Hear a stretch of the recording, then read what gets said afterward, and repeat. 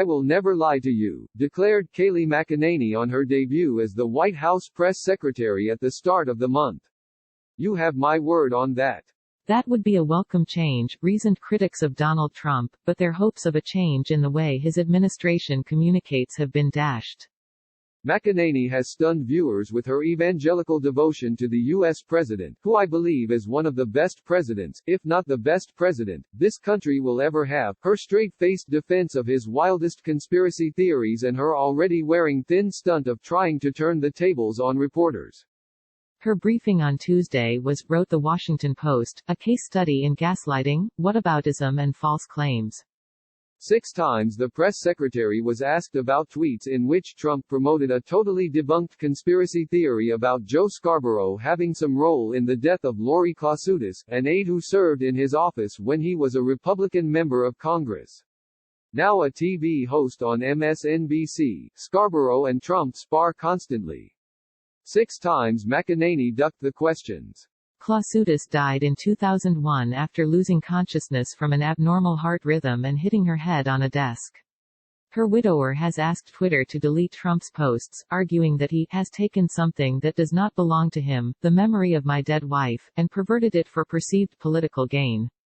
John Carl, the White House correspondent of ABC News, asked, "Why is the president making these unfounded allegations? This is pretty nuts, isn't it? The president is accusing somebody of possible murder? The family is pleading with the president to please stop unfounded conspiracy theories. Why is he doing it?" McEnany studied her binder of notes, then sought to deflect by pointing to a 2003 radio program in which host Don Imus can be heard telling a joke about the death of an intern and Scarborough is heard laughing. "Well, you know, I would note that the president said this morning that this is not an original Trump thought, and it is not.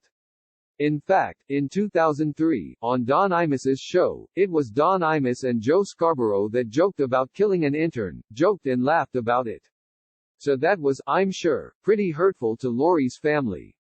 On Tuesday, McEnany was also asked about Trump's tweets that appeared to mock rival Joe Biden for wearing a face mask at a Memorial Day event on Monday.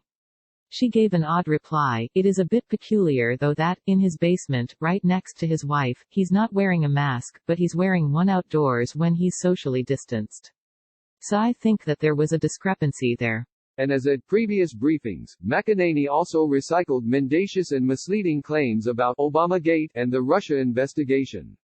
John Brennan, of all of the, I'll call them bad actors, because indeed they were, of the Obama administration, John Brennan probably has the most to answer, she said of the former CIA director.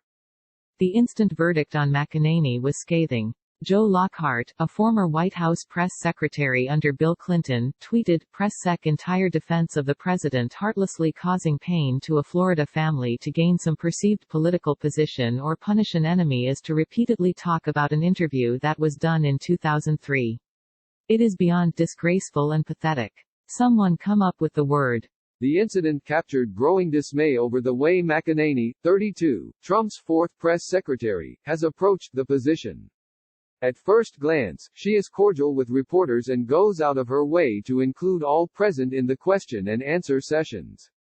But she also becomes highly combative and has a tendency to end briefings by grilling journalists for not focusing on subjects of her choosing, a move bound to enthrall the Trump base. Last week, for example, she offered unsolicited advice on what to ask about the case of Trump's former National Security Advisor Michael Flynn. "I would like to lay out a series of questions and perhaps, if I write them out in a slide format, maybe we're visual learners and you guys will follow up with journalistic curiosity," she said in a tone many found patronizing. In response, Chris Wallace, the host of Fox News Sunday, told viewers this weekend, "I spent 6 years in the White House briefing room covering Ronald Reagan. I have to say, I never, and in the years since too, I never saw a White House press secretary act like that." Wallace added, "Kayleigh McEnany isn't acting like she's working for the public. She acts like she is what she used to be, which is a spokesperson for the Trump campaign." Appearing on the same show, Jonah Goldberg, the editor-in-chief of the Dispatch website, described McEnany's behavior as indefensible and grotesque. He added, "What Donald Trump wants in a press secretary is a Twitter troll who goes on attack, doesn't actually care about doing the job they have and instead wants to impress, really, an audience of one and make another part of official Washington another one of these, essentially, cable news and Twitter laboratory arenas." In June 2015, McEnany had condemned Trump as a showman, but she quickly leapt about the Trump train. May's briefings suggest she will ride it all the way to the November election. Kurt Bardella, a political commentator and columnist, said, "We've seen that, unsurprisingly, Kayleigh McEnany is treating the job of White House press secretary as being the chief spokesperson for the Trump re-election campaign."